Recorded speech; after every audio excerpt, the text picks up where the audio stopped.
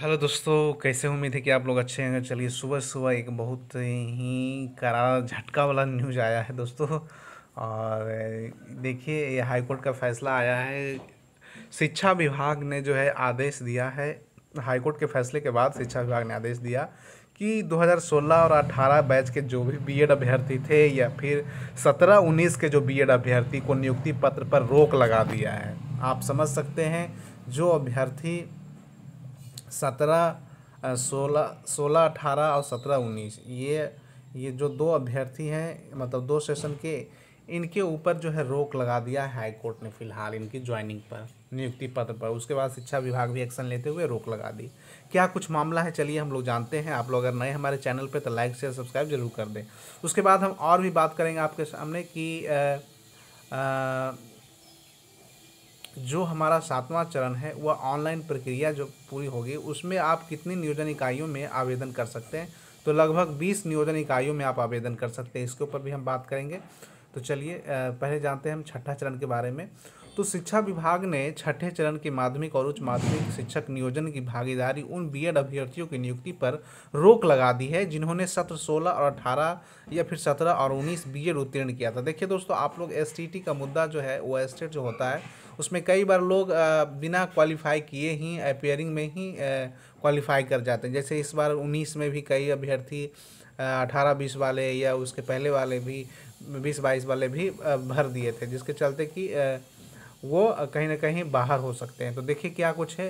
तो शिक्षा विभाग ने यह आदेश उच्च न्यायालय के आदेश पर 15 सितंबर को पारित आदेश के में जारी किया है। शिक्षा विभाग इस आदेश को जो है लिखा है कि इस श्रेणी में सभी अभ्यर्थी अगर अंतिम रूप से चयनित हो गए तो उनके नियुक्ति पत्र ना बांटे जाए। यह रोक उच्च न्यायालय में सुनवाई अगली तिथि तक लगाई गई। अधिकारियों की जानकारी के मुताबिक उच्च न्यायालय ने सुनवाई अगली तिथि तक स्थगन आदेश जारी किया है। इसलिए विभागीय आदेश के संदर्भ में एसटीटी 2011 में, देखिए, एसटीटी 2011 में शामिल वैसे अप्रशिक्षित अभ्यर्थियों से है जो एसटीटी 2011 में उत्तीर्ण हुए, साथ ही कालांतर में बताए गए विभिन्न सत्रों से जो है उन्होंने बीएड किया था, बीएड उत्तीर्ण किया था। आप लोग को मैं बता दूं कि देखिए, आप लोग में से भी कई सारे अभ्यर्थी होंगे जो एसटीटी जो है वह बीएड आपने प्रशिक्षित ही थे, आप प्रशिक्षित नहीं थे, उसमें प्रशिक्षण के दौरान ही आपने कर लिया, तो वो मान्य होगा कि नहीं मान्य होगा। यहाँ हाईकोर्ट का जो है अभ्यर्थियों को, ऐसे अभ्यर्थियों को झटका लगा है, बहुत जोर का झटका लगा है कि अब जो है उसे अभ्यर्थी अमान्य करार दिए जाएंगे। जैसे मान लीजिए मेरा सेशन 18-20 है और मैंने जो है एसटीटी दे दिया था 19 में, लेकिन मैं क्वालिफाइड नहीं था, मतलब कहने का अर्थ मैं बीएड जो मेरा क्लियर नहीं हुआ था, तो उस पर जो है सरकार एक्शन ले सकती है, ली। और पटना हाईकोर्ट भी लिया, क्योंकि 16-18 का सेशन 17-19 वाले जो है चैलेंज किए थे, और 2011 का जो एसटीटी हुआ था उसमें ये लोग को मान्यता देने के लिए कहा गया था, लेकिन नहीं, अंत में हाईकोर्ट जो है झटका दे दिया। तो प्रक्रिया में शामिल होने वाले अभ्यर्थियों की आपत्ति है कि 26 सितंबर 2019 को आधार मानकर बीएड परीक्षा उत्तीर्ण करने का आधार पर छठे चरण की शिक्षक नियोजन प्रक्रिया में शामिल होने वाले अभ्यर्थियों की आपत्ति की है। ऐसे में 13 जनवरी और 31 जनवरी आदेशों से आच्छादित अभ्यर्थियों को नियोजन कार्रवाई को सुनवाई अगली तिथि तक स्थगित किया गया है। इसी आदेश के मुताबिक जो है 15 सितंबर तक जारी अधिसूचना संचालित की जा रही है। नियोजन की कार्रवाई अगली तिथि तक स्थगित है। 31 जनवरी 2020 को विभाग की तरफ से एक जारी आदेश में कहा गया था कि जिन अभ्यर्थियों ने बीएड के लिए सत्र 16-18 तक नामांकन लिया हो या छठे चरण के लिए नियोजन इकाई घोषित आवेदनों की अंतिम तिथि तक परीक्षा पास कर ली हो, उनका अभ्यर्थित्व छठे चरण के नियोजन में मान्य होगा, ऐसा कहा गया था। लेकिन अभी फिलहाल रोक लगा दिया गया है पटना हाईकोर्ट के द्वारा, और इस तरीक़ा से हाईकोर्ट के फैसले के बाद शिक्षा विभाग भी ये जो 16-18 वाले हैं और 17-19 वाले, उनको बाहर कर दिया गया है, इनको नियुक्ति पत्र नहीं दिया जाएगा। चलिए, अब हम जानते हैं, देखिए एक बहुत अच्छी खबर है आप लोग के लिए 7वां चरण को लेकर। ये तो था हमारा छठा चरण माध्यमिक उच्च माध्यमिक में, लेकिन अब हम जानते हैं, देखिए ऑनलाइन प्रक्रिया तो होगी ही होगी सूबे में पूरी तरीक़ा से, और 20 नियोजन इकाइयों में अभ्यर्थी जो है आवेदन कर सकते हैं। बहुत सारे अभ्यर्थी हमसे जुड़े हुए हैं और पूछते रहते सर कितना नियोजन इकाई में हम फॉर्म भरेंगे, 2, 4, 10, 5।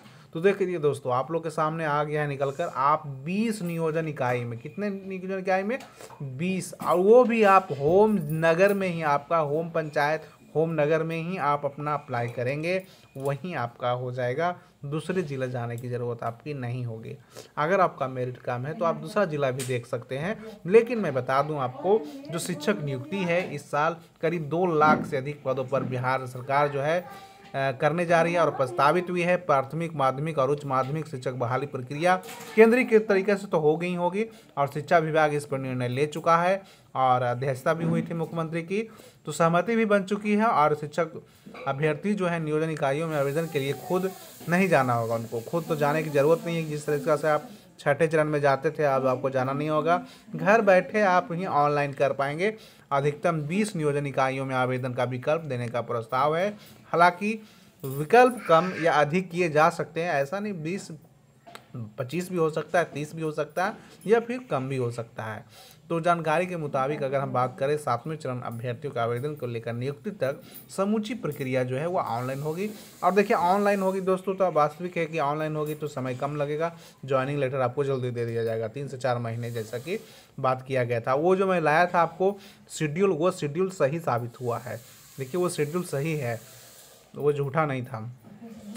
तो इसमें नियोजन इकाइयों का हस्तक्षेप जो है ना के बराबर हो जाएगा। जो होता है ना एक्चुअली, नहीं कहते हैं कि सेटिंग वगैरह, वो सब को रोकने के लिए ही ऑनलाइन की जा रही है, ताकि पोर्टल पर सिस्टम से ही सारा चीज़ पारदर्शी तरीके से आपका मेरिट वेरिट वगैरह तय हो जाएगा।